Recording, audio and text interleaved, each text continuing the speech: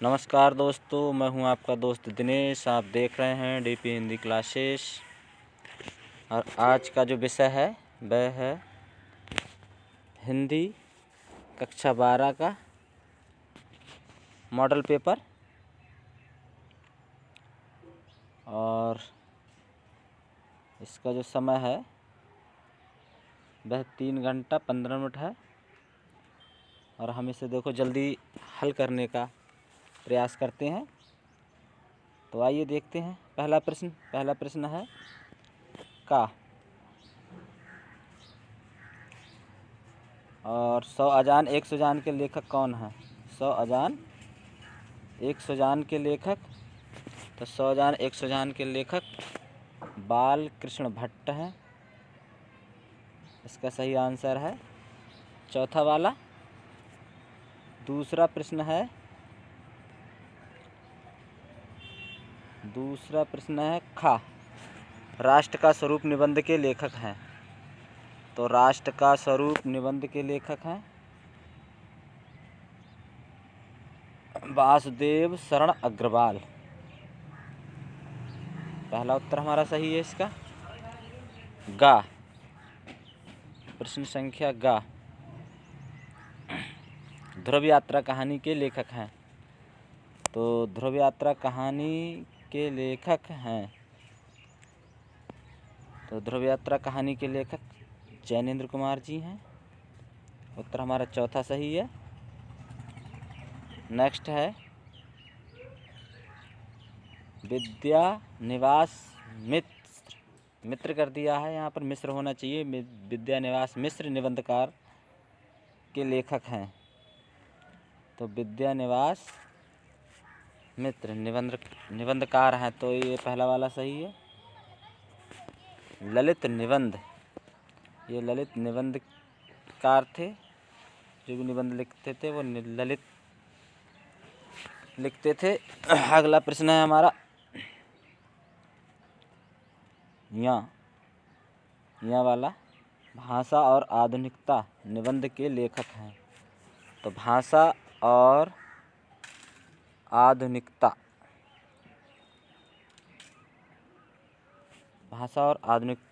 निबंध के लेखक हैं प्रोफेसर जी सुंदर रेड्डी हैं। नेक्स्ट प्रश्न है हमारा दूसरे का हिंदी साहित्य।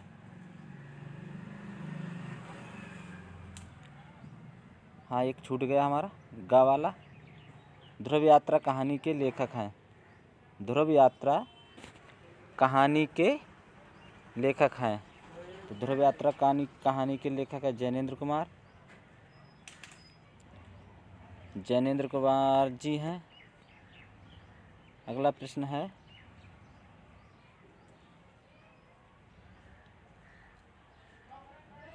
दूसरे का हिंदी साहित्य का इतिहास लिखने वाले सर्वप्रथम विद्वान हैं। तो हिंदी साहित्य का इतिहास लिखने वाले सर्वप्रथम विद्वान गारसादा तासी हैं।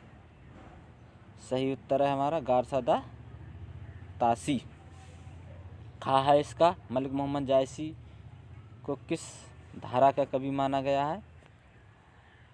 तो मलिक मोहम्मद जायसी को पहला है ज्ञान मार्गी अथवा संत काव्य धारा, कृष्ण मार्गी सूफी काव्य धारा, सगुण भक्ति काव्य धारा। तो इसका सही उत्तर होना चाहिए था निर्गुण प्रेमाश्रय काव्य धारा। तो इसमें तो है नहीं, इसमें निर्गुण प्रेमाश्रय काव्य धारा के ये लेखक थे। ऑप्शन नहीं है।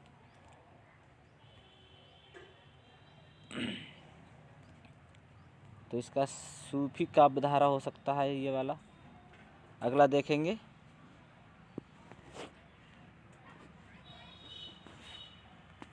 रीति काल को श्रृंगार काल नाम दिया, गा वाला।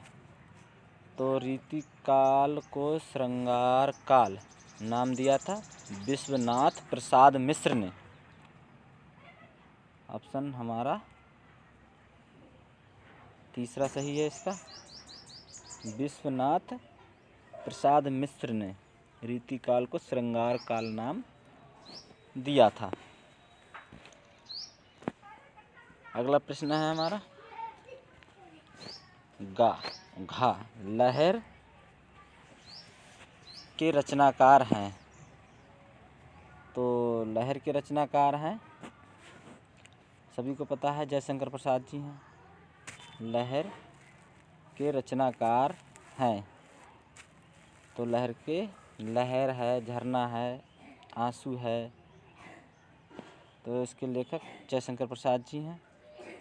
अगला प्रश्न है हिरोशिमा कविता के रचनाकार हैं। तो हिरोशिमा सच्चिदानंद हीरानंद वात्स्यायन आज्ञा ने लिखी है। हिरोशिमा नागासाकी पे जो बम 1945 में अमेरिका द्वारा गिराया गया था, उसके बारे में इसमें दिया गया है। अगला प्रश्न है तीसरा, दिए गए गद्यांश पर आधारित निम्नलिखित प्रश्नों के उत्तर दीजिए। दिए गए गद्यांश पर आधारित निम्नलिखित प्रश्नों के उत्तर दीजिए। तो ये गद्यांश दिया गया है, और ये गद्यांश जो है आता है पेपर में। तो इसे आइए पढ़ते हैं कि जन का प्रवाह अनंत होता है। सहस्त्र वर्षों से भूमि के साथ राष्ट्रीय जन ने तादात्म्य प्राप्त किया है। जब तक सूर्य की रश्मि नित्य प्रातःकाल भुवन को अमृत से भर देती है, तब तक राष्ट्रीय जन का जीवन भी अमर है। इतिहास के अनेक उतार चढ़ाव पार करने के बाद भी राष्ट्र निवासी जन नई उठती लहरों को आगे बढ़ाने के लिए अजर अमर है। जन का सतत बाही जीवन नदी के प्रवाह की तरह है, जिसमें कर्म और श्रम के द्वारा उत्थान के अनेक घाटों का निर्माण करना होता है। जन का प्रवाह का आशय लिखिए। प्रश्न इसमें दिया है कि जन का प्रवाह का आशय लिखिए।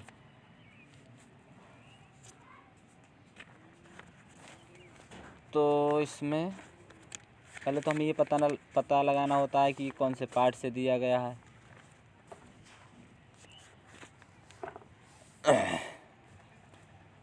कौन से पाठ से दिया गया है ये पता लगाना होता है। तो ये हमारा जो है राष्ट्र का स्वरूप पाठ है, उससे लिया गया है। और इसके जो लेखक हैं वह डॉक्टर वासुदेव शरण अग्रवाल जी हैं। और उन्होंने इसमें समझाया है, जन का प्रवाह का आशय लिखिए। जन प्रवाह किससे कहते हैं? जन भारतवर्ष के जो लोग हैं वो किस प्रकार से हमारी संस्कृति को आगे बढ़ाते रहे हैं और बढ़ाते चले जा रहे हैं, इसके बारे में इन्होंने बताया। जब तक सूर्य की रश्मि नित्य प्रातःकाल भुवन को अमृत से भर देती हैं, तब तक राष्ट्रीय जनजीवन भी अमर है। कहने का अर्थ है इसका कि जब तक ये सूर्य प्रतिदिन अपनी किरणों को बिखेरता रहेगा, तब तक भारतवर्ष की जो संस्कृति है वह प्रतिदिन निखरती रहेगी और यहाँ के लोग उसे आगे को बढ़ाते रहेंगे। इस तरह से इसका अर्थ लिखना था। अगला प्रश्न है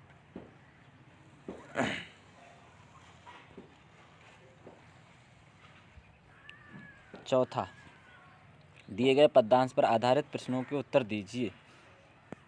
तो लिखा है, दुर्बलता का ही चिन्ह विशेष शपथ है, पर अबला जन के लिए कौन सा पथ है। यदि मैं उकसाई गई भरत से हूँ, तो पथ समान ही स्वयं पुत्र भी खोऊं। ठहरो मत रोको मुझे कहूँ सो सुन लो, करके पहाड़ सा पाप मौन रह जाऊं।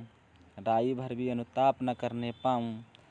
थी सन छत्रन रास निशा उत्तेज टपकाती, रोती थी नीरव सभा हृदय थपकाती। तो इसके प्रश्न जो दिए गए हैं पहला प्रश्न है, प्रस्तुत पद्यांश के पाठ एवं कवि का नाम लिखिए। तो प्रस्तुत पद्यांश के पाठ एवं कवि का नाम लिखिए।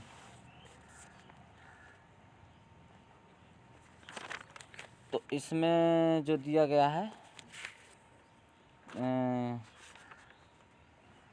कई अनुताप से मैत्री शरण गुप्त द्वारा लिखित है। ये प्रस्तुत पद्यांश के पाठ एवं कवि का नाम लिखिए, तो लिख देना है प्रस्तुत पद्यांश हमारे पाठ्य पुस्तक पद्य से कई अनुताप से लिया गया है। इसके लेखक मैथिली शरण गुप्त हैं। अगला प्रश्न है, रेखांकित अंश की व्याख्या कीजिए। थी सनक्षत्र राशि निशा उत्तेज टपकाती रोती थी नीरव सभा हृदय थपकाती। तो इसमें इसका अर्थ व्याख्या करनी है। तो इसमें यह है, जब रामचंद्र जी को घर वापस लेने के लिए भरत सहित उनकी माता और बहुत सारे लोग अयोध्यावासी वहाँ पर पहुँचे हुए हैं वन में। वहाँ पर कैकेयी जो हैं वो पश्चाताप करती हैं और रात्रि का समय था कि राशि निशा मीन्स रात्रि होती है, उत्तेज टपकाती, तो उसमें ओस की बूंदें जो गिर रही थी और रोती थी नीरव सभा हृदय थपकाती। जब कैकेयी रोने लगी ये कहकर कि ये मुझसे गलती हो गई है, अगर मेरे भरत पुत्र ने मुझे उकसाया हो तो मैं अपने पुत्र को क्या है खो दूं, इस तरह से वो कहती हैं। तो ये सब सुनकर सभी लोगों की आंखों में आंसू आ जाते हैं। इस तरह से इसकी व्याख्या करनी है। दुर्बलता का चिन्ह क्या है, इसे कौन किससे कह रहा है। तीसरा प्रश्न है, तो दुर्बलता का चिन्ह,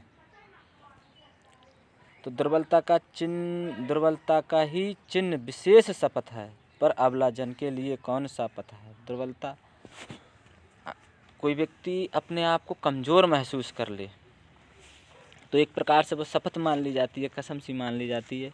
अबला जन किसके लिए बताया, उन्होंने स्वयं के लिए बताया। कैकेयी ने रामचंद्र जी के सामने अपनी बातों को दुर्बलता की तरह और अबला जन की तरह उन्होंने प्रस्तुत किया था कि आप अब घर को लौट चलो, जो कुछ हो गया उसे भूल जाओ। इस तरह से इसमें दिया है प्रश्न। फिर आगे है, ठहरो मत रोको मुझे कहूँ सो सुन लो। ये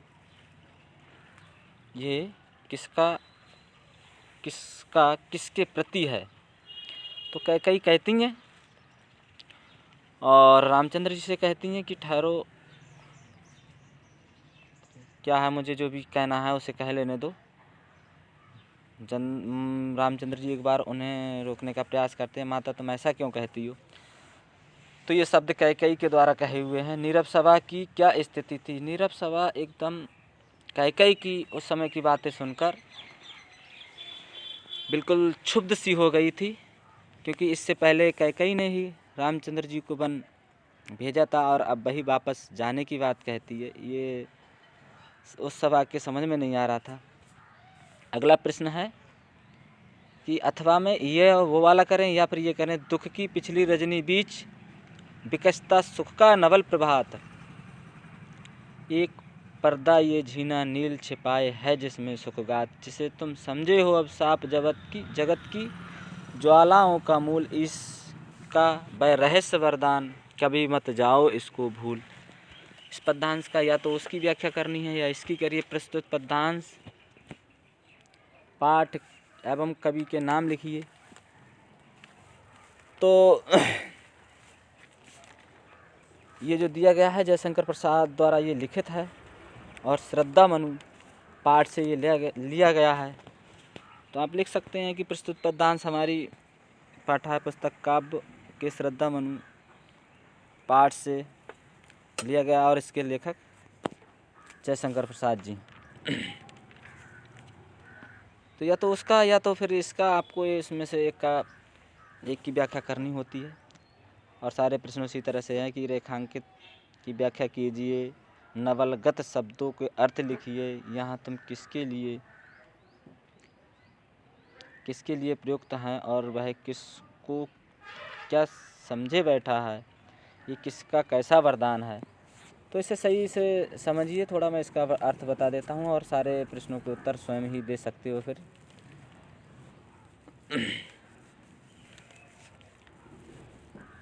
तो दुख की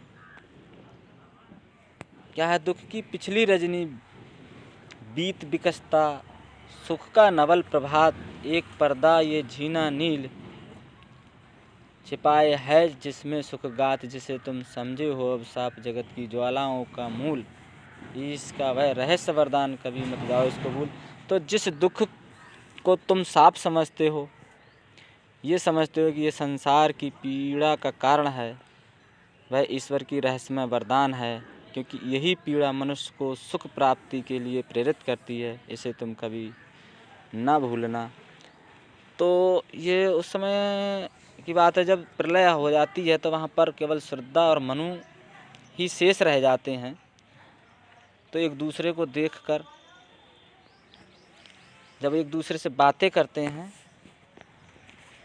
तो उस समय के ये संवाद दिए गए हैं इसमें।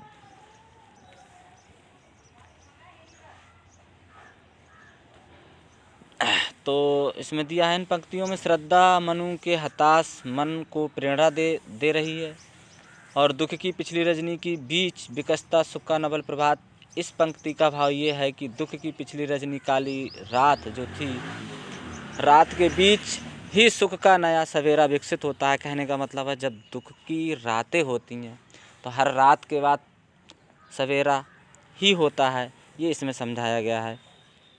इसीलिए मनुष्य को क्या करना चाहिए कि मनुष्य दुख पाकर निराश होकर नहीं बैठना चाहिए, क्योंकि हर रजनी के हर रात के बाद एक सवेरा होता है, हर दुख के बाद सुख आता है, ये इसमें समझाया गया है।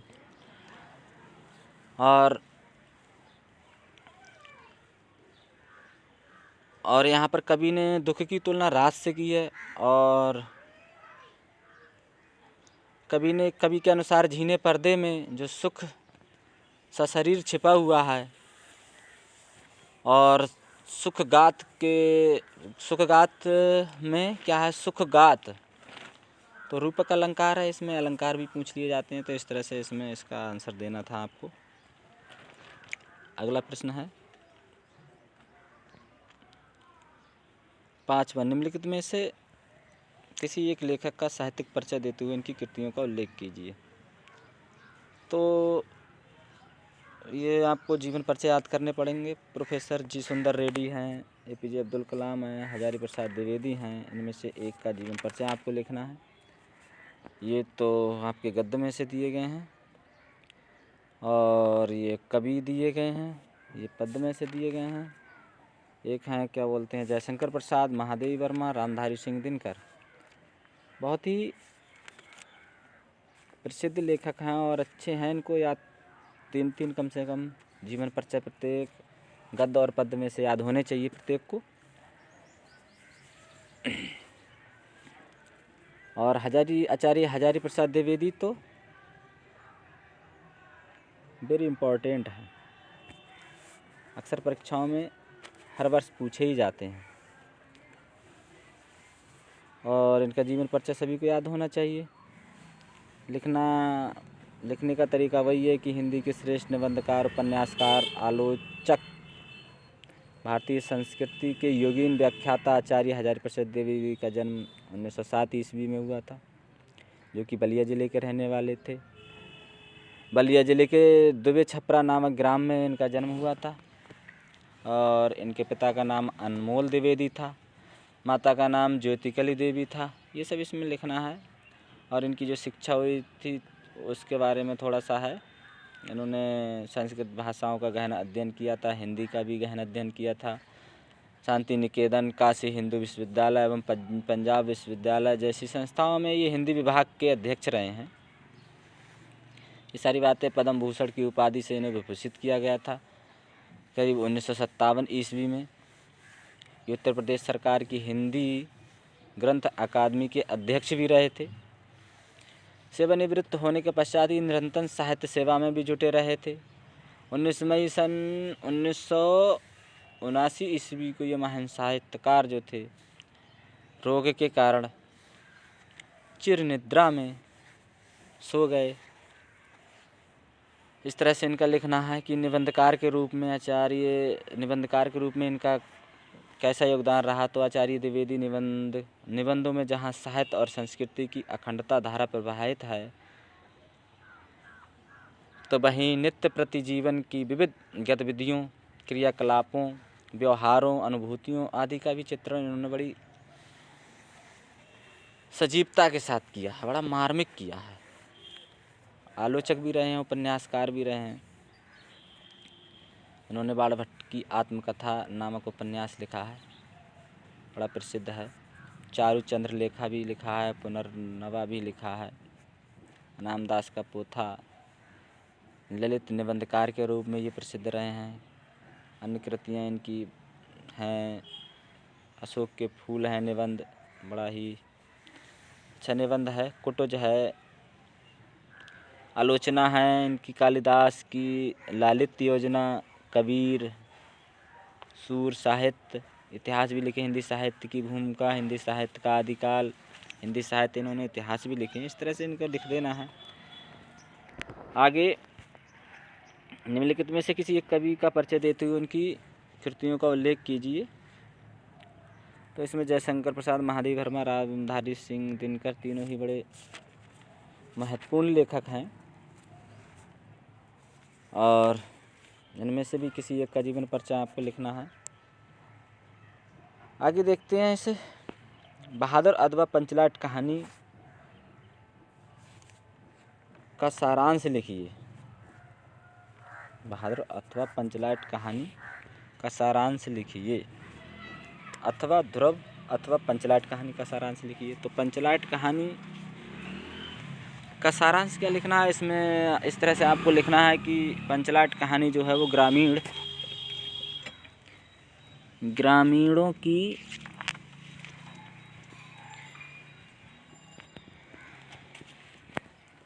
दशा को इसमें बड़ा ही मार्मिक चित्रण किया गया है, किस तरह से वो लोग रहते हैं। इसमें एक लालटेन वो मेहता टोली के लोग खरीद कर लाते हैं, और सारे गांव वाले मिलकर उसे जलाते हैं। जलाना नहीं आता है तो एक गांव का लड़का होता है, उसे बुलाते हैं। इस तरह से इसमें कहानी दी गई है। आगे देखो, स्वपठित खंड काव्य के आधार पर किसी एक खंड काव्य के एक प्रश्न का उत्तर दीजिए। अधिकतम शब्द सीमा 80 है। तो इसमें से आपको देना है श्रवण कुमार खंड काव्य। जिले के हिसाब से होता है ये, किसी में श्रवण कुमार के बारे में लिखना पड़ता है, और कोई रश्मि रथी। तो इस तरह से इसमें अपना अपना जो भी जिला है वो देख लें। सत्य की जीत है, इस तरह से इसमें दिया गया है। अगला प्रश्न है,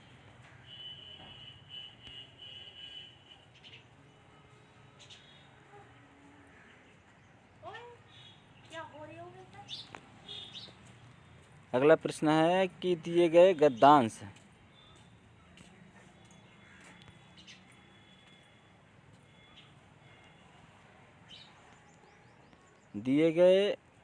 गद्यांशों में से किसी एक का संदर्भ सहित हिंदी अनुवाद कीजिए। संस्कृत से लिया गया है, और इसमें से आपको एक का अर्थ बताना पड़ेगा। तो इस तरह से, तो इसका पहला ये देखते हैं कि संस्कृत साहित्य आदि कवि वाल्मीकि, महर्षि व्यास, कवि कुलगुरु कालिदास, अन्य च भास भारवी बभूभूत्यादयो महाकवयासो किए ग्रंथ रत्न अपि पाठकाना हदिव्राजन्ते यम भाषा अस्माभि मात्र सम्मानीय वंदनीय च यतो भारत मातु स्वतंत्रम गौरवम अखंडता संस्कृति मेकत्व संस्कृत नैव सुरक्षितम शक्यन्ते यम भारत भाषा सर्वासु भाषासु प्राचीनतमः श्रेष्ठा चास्ति ततः सुष्टुक्तम भासु मुख्या मथुरा दिव्या ग्रीवाणी भारती इति। इसका आपको अर्थ लिखना है। और ये ना लिखें तो अथवा में दिया गया है इधर वाला, याज्ञवल्क्यो मैत्रेयो वाच मैत्रेय उत्थान अयम अस्माकं स्थानाद्। इस तरह से इसका भी लिखना है। इन दोनों में से एक का अर्थ आपको लिखना है। और इसमें प्रश्न भी पूछा गया है।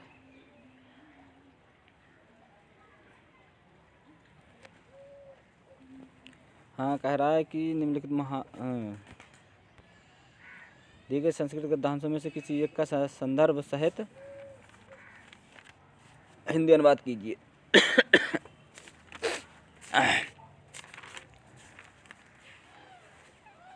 तो इसमें से आपको दोनों में से किसी एक का अर्थ लिखना था। तो थोड़ी आज सर्दी सी है, इसलिए थोड़ा सा तो संदर्भ लिखना है। तो आपको पाठ का नाम तो पता ही होगा, इसका संस्कृत भाषायाम महत्तम। इसके पाठ का नाम है संस्कृत भाषाया महत्तम, ये पाठ का नाम है। और इसका संदर्भ लिखना है कि प्रस्तुत गद्यांश हमारी पाठ्य पुस्तक संस्कृत खंड में संकलित संस्कृत भाषायां महत्तम पाठ से अवतरित है। इस तरह से इसको लिखना है। और इसका अर्थ भी लिखना है कि संस्कृत साहित्यस्य मीन्स संस्कृत साहित्य के, आदि कवि मीन्स आदि कवि, वाल्मीकि मीन्स वाल्मीकि, महर्षि व्यासम मीन्स महर्षि व्यास, कवि कुलगुरु कालिदास, अन्य च भास कवि हैं, भारवी हैं, भवभूति हैं, महाकवि। तो इन्होंने जो ग्रंथ रत्नों के द्वारा आज भी पाठकों के हृदय में जो विराजमान हैं, क्योंकि इन्होंने इतने अच्छे ग्रंथ लिखे थे कि वो आज भी जो पढ़ने वाले हैं इनके ग्रंथों को पढ़कर मंत्रमुग्ध हो जाते हैं। और ये भाषा हमारे लिए माता के समान सम्मानीय और वंदनीय है, क्योंकि भारत माता की स्वतंत्रता, गौरव, अखंडता और संस्कृति एकता संस्कृत के द्वारा ही सुरक्षित हो सकती है। संस्कृत भाषा सब भाषाओं में सबसे प्राचीन भी है, सबसे प्राचीन है संस्कृत भाषा। सब भाषाओं की जननी भी कहा जाता है, इसे देववाणी भी कहा जाता है। तो ये इसका इस तरह से अर्थ लिखना कि भारत मातु स्वतंत्रतम गौरवम अखंडत्व। इस तरह से इसमें है कि अखंड है और ये भारत माता में और स्वतंत्रता के गौरव में इसका योगदान रहा है। और ये यम संस्कृत भाषा सर्वासु भाषासु प्राचीनम श्रेष्ठा। और ये संस्कृत भाषा जो है सभी भाषाओं में प्राचीन है, श्रेष्ठ भी है। इस तरह से इसका अर्थ आपको लिखना है। दोनों में से एक का लिखना था। अगला प्रश्न है, दिए गए श्लोकों में से किसी एक का संदर्भ हिंदी अनुवाद कीजिए। तो नितांतु नीति निपुणा यदि वा स्तुवन्तु लक्ष्मी समाविस्तु गच्छतु व यथेष्टम अद्दैव मरणमस्तु युगान्तरे वा न्यायात् पद प्रविचलन्ति पदम न धीरा। इस तरह से इसका अर्थ लिखना है। और या फिर सुखार्थना कुतो विद्यार्थना सुखम, सुखार्थी व तज्जत विद्याम विद्यार्थी व तज्जत सुखम। या तो इसका लिखना है। और फिर एक और श्लोक नीचे दिया, विद्या विवादाय धनम मदाय शक्ति परेशान परिपीडनाय खलस्य साधु विपरीत मेत्तज नाय दानाय च रक्षणाय। या फिर इसमें से इसका लिखना है। तो पहले वाला का हम देखते हैं, निदंतु नीति निपुणा, कि नीति में निपुण लोग निंदा करें। निदंतु मीन्स निंदा करें। यदि वा स्तुवन्तु, या फिर स्तुति या बोले तो प्रशंसा करें,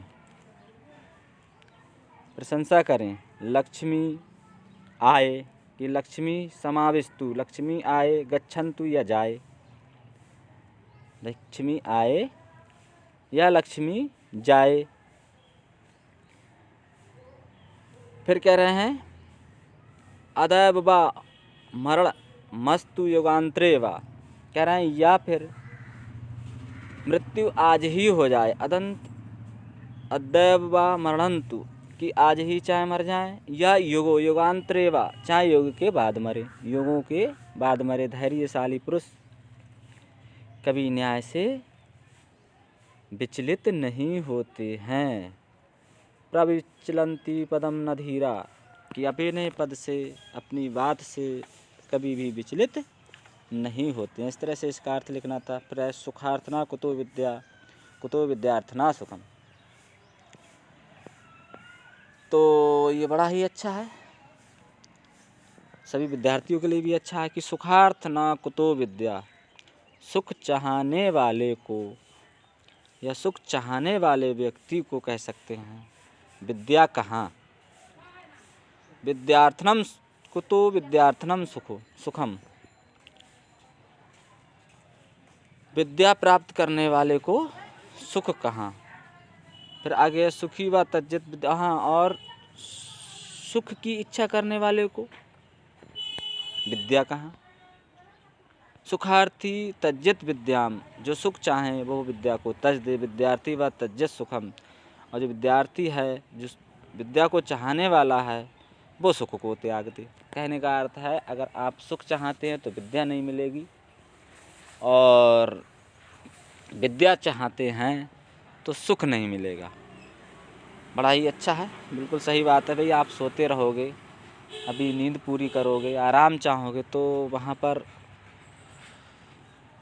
विद्या नहीं मिल सकती। विद्या विवादाय धनम मदाय शक्ति परेशान परिपीडनाय खलस साधो। देखो बड़ा ही अच्छा है ये। विद्या विवादाय, विद्या विवाद के लिए, धन मद के लिए अर्थात शराब नशा इस तरह के लिए, परेशान परिपीडनाम शक्ति दूसरों को पीड़ा पहुंचाने के लिए।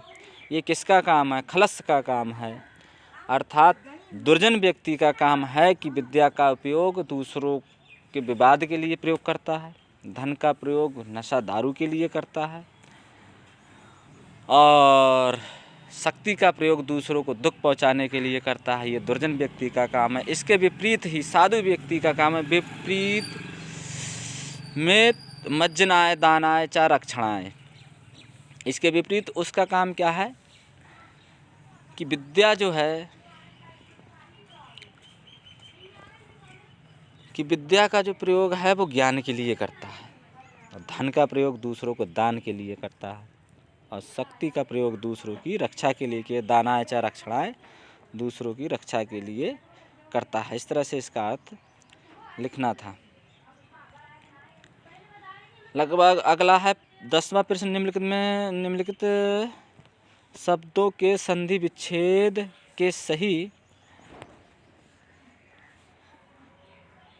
विकल्प का चयन कीजिए। इसे बड़े गौर से देखें। तो संधि विच्छेद का जो चयन करना है उसमें देखेंगे। संधि विच्छेद का विकल्प का चयन कीजिए। अत्याचार का सही संधि विच्छेद है तो अति प्लस आचार। अत्याचार ये यड़ संधि का उदाहरण है। ये अति प्लस आचार, ई का या में परिवर्तन हो जाता है और ई के बाद कोई भिन्न स्वर आता है तो या बन जाता है। इस तरह से इसकी परिभाषा है। अगला है महेंद्र। महेंद्र में सही संधि है तो महेंद्र में महा प्लस इंद्र कहीं पर है। देखो महा प्लस इंद्र, बी वाला इसका सही है। महा प्लस इंद्र गुण संधि का ये उदाहरण है। संधियाँ जब मैं एक वीडियो बनाऊंगा उसमें देख लेना किस तरह से इसको बनाते हैं। अगला है नायक।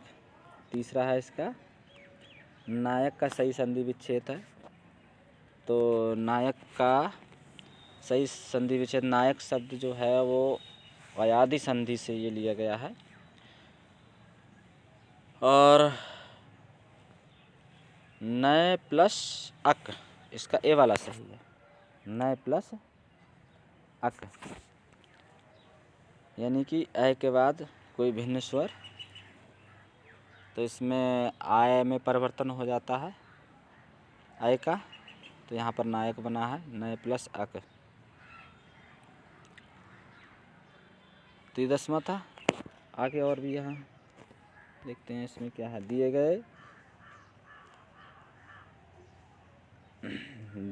गए निम्नलिखित शब्दों की विभक्ति और वचनानुसार सही विकल्प का चयन कीजिए। विभक्तियाँ भी याद करनी पड़ेंगी। तो इसका जो सही है, आत्मना शब्द में विभक्ति और वचन है। तो आत्मना शब्द में विभक्ति और वचन है। आत्मना शब्द में विभक्ति और वचन है। तो आत्मना शब्द ये तृतीया का एक वचन है। कौन सा उत्तर सही है? 20 का उत्तर सही है, तृतीया का एक वचन। अगला प्रश्न है, नामने शब्द में विभक्ति वचन है। नामने शब्द में विभक्ति और वचन है।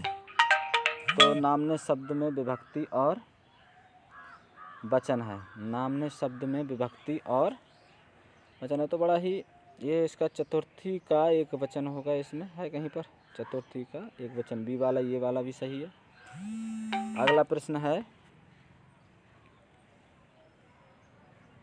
प्रश्न है चतुर्थी का एक वचन गा। निम्नलिखित वाक्यों में से किसी एक शब्द का चयन कीजिए जिसमें ज्ञान कम हो। अल्पज्ञ होगा इसका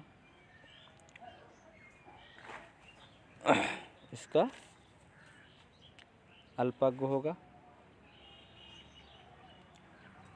अपन में लगने वाली आग को बड़वा अग्नि कहते हैं।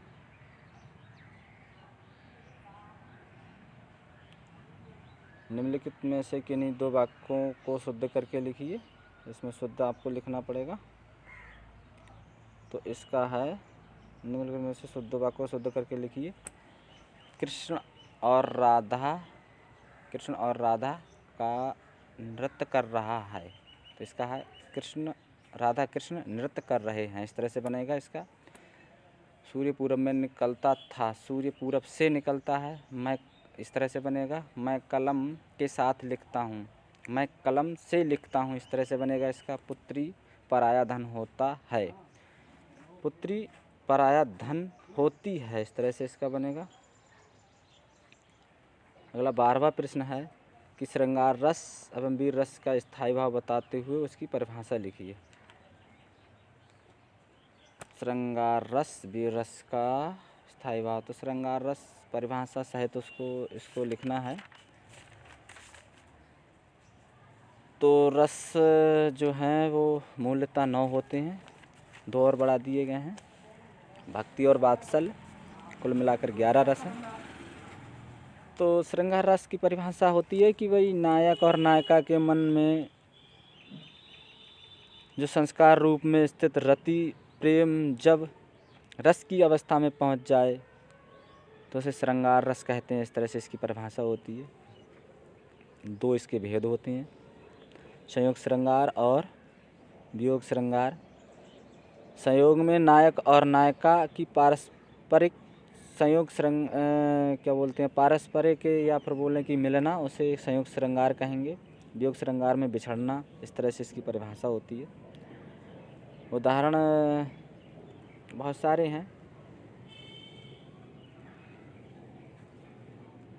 उनमें से एक ले लो। दूल्हे श्री रघुनाथ बने, दुल्हन सिया सुंदर मंदिर माही। गावत गीत सवै मिल सुंदर, वेद जुबा जुर विप्र पढ़ाही। राम को रूप निहारत जानकी, और कंकन के गन की परछाही। और यात सवै सुध भूल गई, कर टेक रही पल टारत नाही। तो इस तरह से सीता जी बिछड़ जाती हैं। उस समय का उन्हें याद आती है, जब शादी का जो समय था वो बातें उन्हें याद आती हैं। ये दिया गया है इसमें।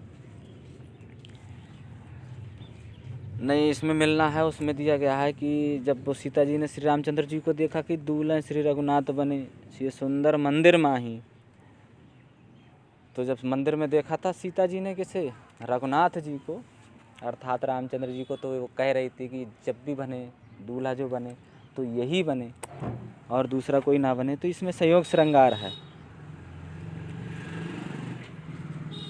और वियोग श्रृंगार में रे मन आज परीक्षा तेरी, सब अपना सौभाग्य मनावे, दरस परब निश्रेय पावे, उदाहरण चाहे जो आवे, यही रहे ये चेरी, रे मन आज परीक्षा तेरी। ये वियोग श्रृंगार का उदाहरण है और भी बहुत सारे उदाहरण हैं।